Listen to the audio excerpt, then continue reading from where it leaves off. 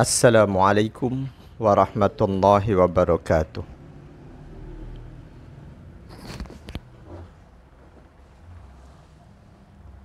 A'udzu billahi minasyaitonir rajim. Bismillahirrahmanirrahim. Alhamdulillahi rabbil alamin. Wa bihi nasta'inu ala umurid dunya waddin. Wassalatu wassalamu ala asyrafil mursalin Sayyidina wa habibina wa syafi'ina wa maulana Muhammadin sallallahu alaihi wasallam wa ala alihi wa ashabihi ajma'in, amma ba'd. Saudaraku yang berbahagia,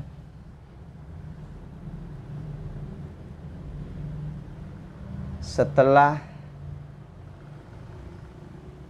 di majelis-majelis sebelumnya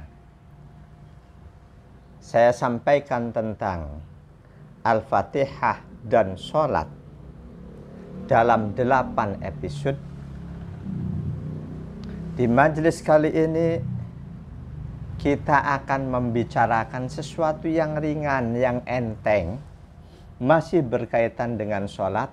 Dan ini mudah kita temukan terjadi di tengah masyarakat, yakni tentang sholat ngebut.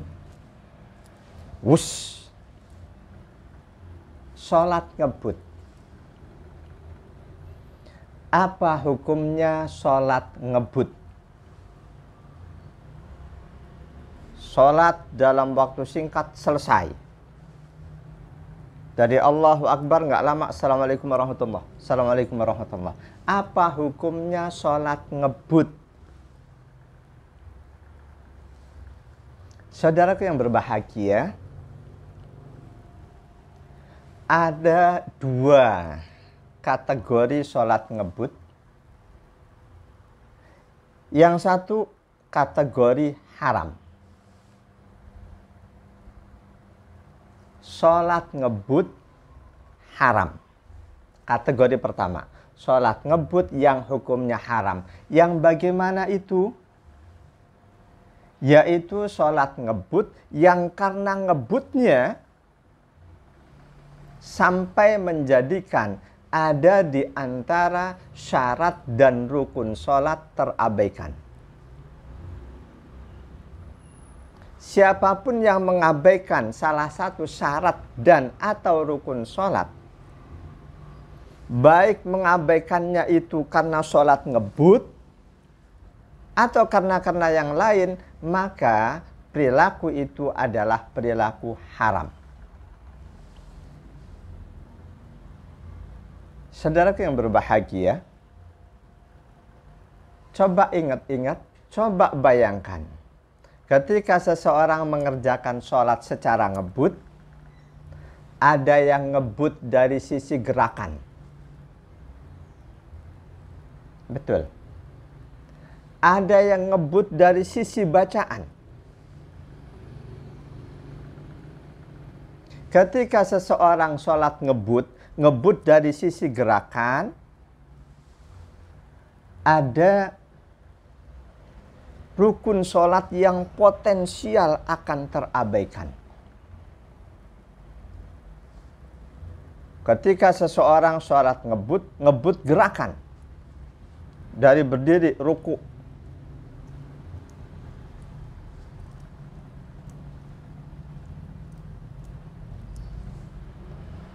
Satu rukun sholat yang potensial, yang besar kemungkinan akan terabaikan ketika seseorang sholat ngebut gerakan adalah rukun tumakninah. Berhenti di antara 2 gerakan.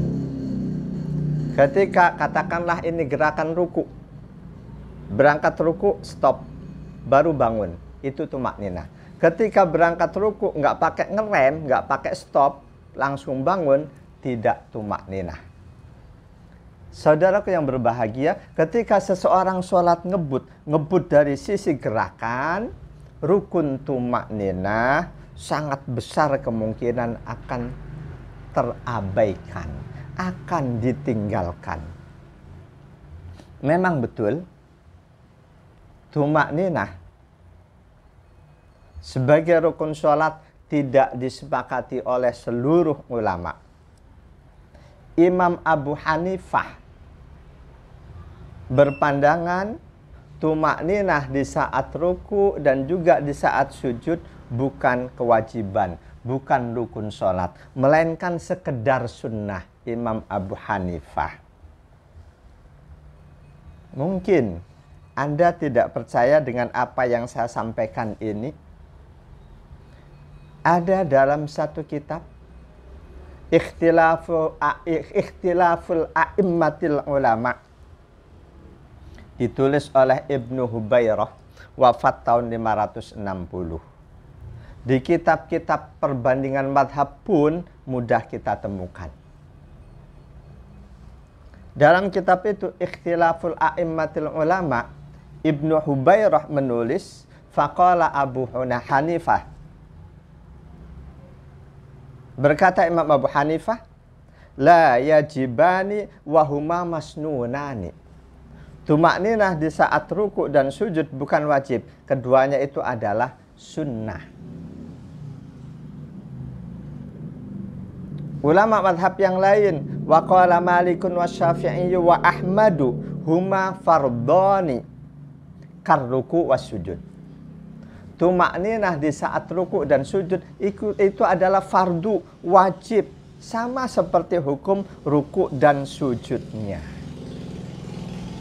Saudaraku yang berbahagia, kita ambil pandangan mayoritas Imam Malik, Imam Syafi'i, dan Imam Ahmad bahwa tumakninah di dalam ruku sujud dalam sholat adalah merupakan kewajiban. Merupakan kewajiban.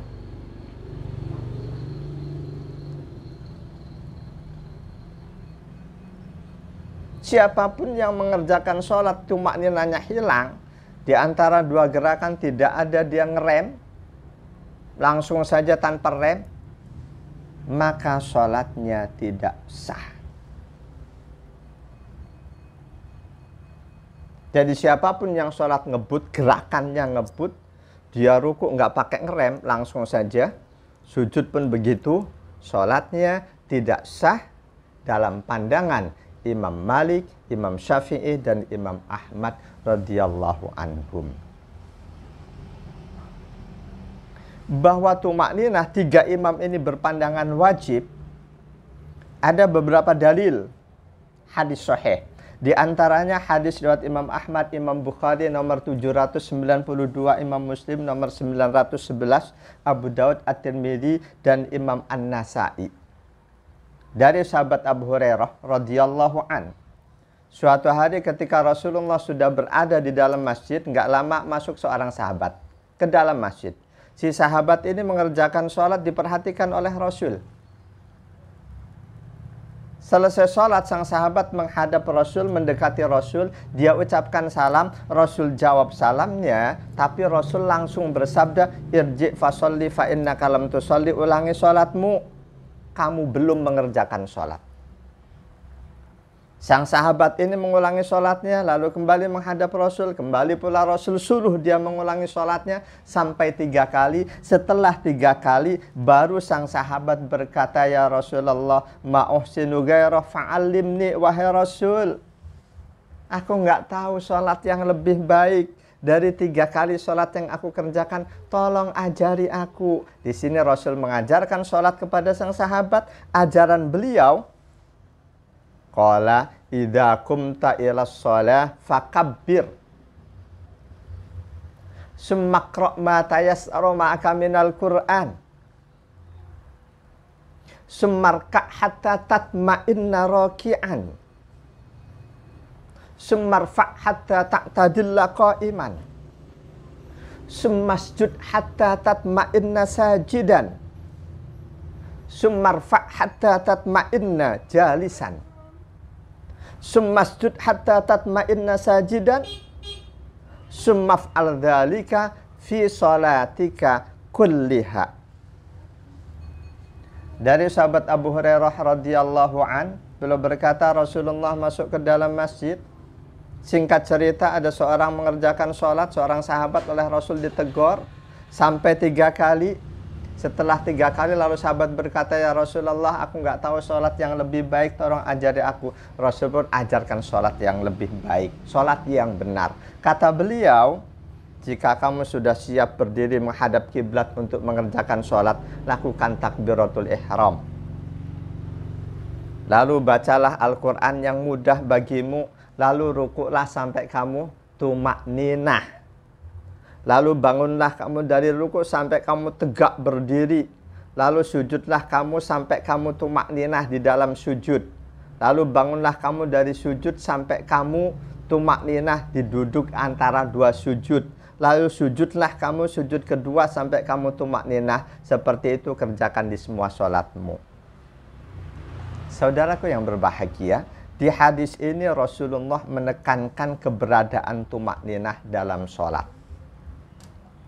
Di hadis yang lain dari sahabat Abu Hurairah radhiyallahu an, Rasulullah bersabda, aswa'un nasi syarikotan alladzi yasriku sholatah.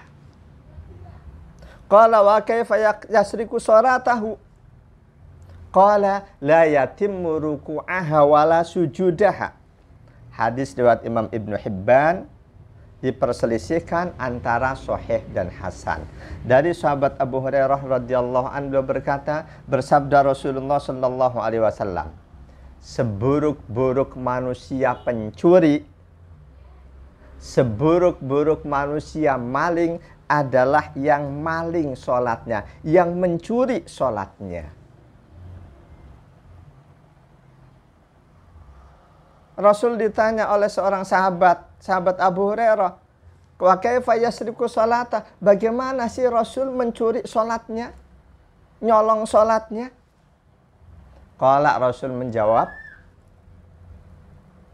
la yatimmu ruku'aha wala sujudaha. Siapapun yang sholat tidak sempurnakan, tidak menyempurnakan ruku' dan sujudnya, berarti dia mencuri sholatnya. Pencuri yang paling buruk, orang yang mencuri sholatnya, tidak menyempurnakan ruku' dan sujudnya, tidak tumakninah. Saudaraku yang berbahagia, ada satu asharus sahabat, seorang sahabat Nabi Hudzaifah bin Al-Yaman, suatu ketika melihat seseorang mengerjakan sholat. Ketika dia berdiri melengkung, padahal dia bisa tegak, punggungnya tidak diluruskan. Ketika dia sujud, punggungnya tidak diluruskan, melengkung juga. Dan juga dia tidak tumakninah di saat ruku. Selesai sholat, si orang yang sholatnya seperti itu, tidak tumakninah dalam rukuknya, ditanya oleh sahabat Hudzaifah bin Al-Yaman radhiyallahu anhu, mudkam hadihi sholatuk, wahai saudaraku, sudah sejak kapan sholatmu seperti ini?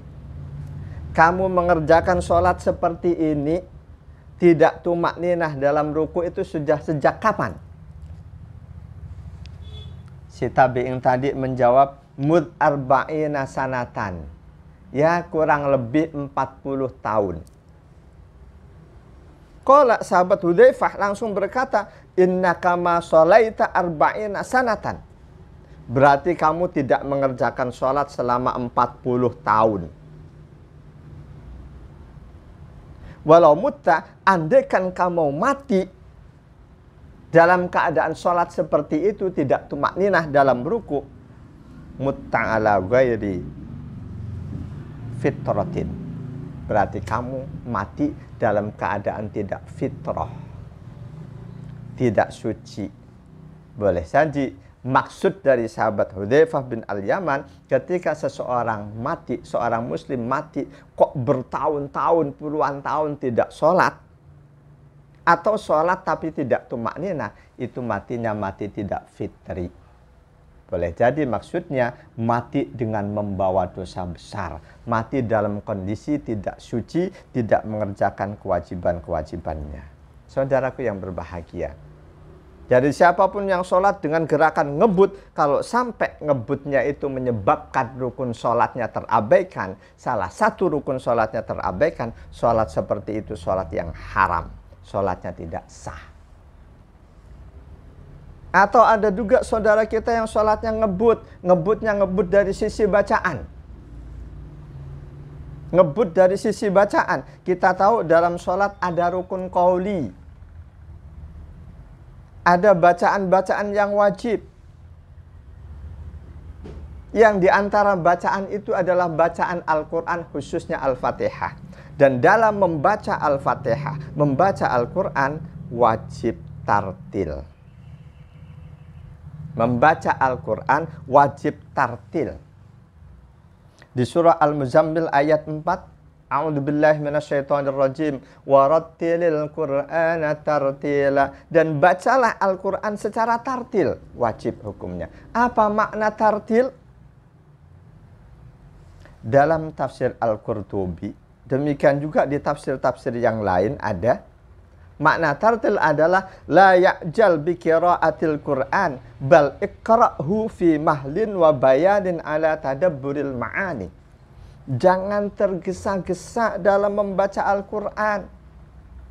Bacalah Al-Quran itu dengan penuh rasa santai, tenang, dengan sangat jelas, serta iringi tadabbur maknanya. Jadi simpelnya makna tartil adalah membaca Al-Quran dengan jelas huruf-hurufnya. Ketika seseorang membaca Al-Quran, saking ngebutnya hurufnya nggak jelas, maka tidak sah bacaannya. Ketika ada orang sholat, bacaan wajibnya, Al-Qurannya, Al-Fatihahnya tidak sah, maka sholatnya pun tidak sah. Contoh, Bismillahirrahmanirrahim. Alhamdulillahi rabbil alamin. Arrahmanirrahim. Maliki yaumiddin. Iyyaka na'budu wa iyyaka nasta'in. Kira-kira bacaan secepat ini barusan jelas atau tidak? Jelas. Berarti ini masih terbilang tartil. Ketika baca lebih kencang, Bismillahirrahmanirrahim. Alhamdulillah. Jelas atau tidak? Sangat tidak jelas, dan itu bukan Al-Fatihah. Siapapun yang sholat bacanya seperti itu tidak sah. Atau Bismillahirrahmanirrahim. Alhamdulillahi rabbil alamin. Arrahmanirrahim. Maliki yaumiddin. Iyyaka na'budu wa iyyaka nasta'in. Ihdinas siratal mustaqim. Siratal ladzina an'amta 'alaihim ghairil maghdubi 'alaihim waladdallin. Jelas atau tidak? Bacaan ketiga ini barusan boleh jadi ada di antara Anda yang menilainya masih jelas. Ada yang menilainya tidak jelas. Anda yang menilai bacaan barusan ini jelas, sholat saya sah, Anda boleh makmum kepada saya. Anda yang menilai bacaan saya barusan ini tidak jelas, maka sholat saya tidak sah dalam pandangan Anda, dan Anda tidak boleh makmum kepada orang yang bacanya seperti itu. Jadi hati-hati, sholat ngebut ada yang haram, ada yang boleh. Yang haram apabila sholat ngebut itu menyebabkan syarat rukun sholat ada yang terabaikan. Semoga ada manfaatnya. Subhanakallahumma wa bihamdika asyhadu an la ilaha illa anta astaghfiruka wa atubu ilaik. Wal 'afwa minkum. Wassalamu alaikum warahmatullahi wabarakatuh.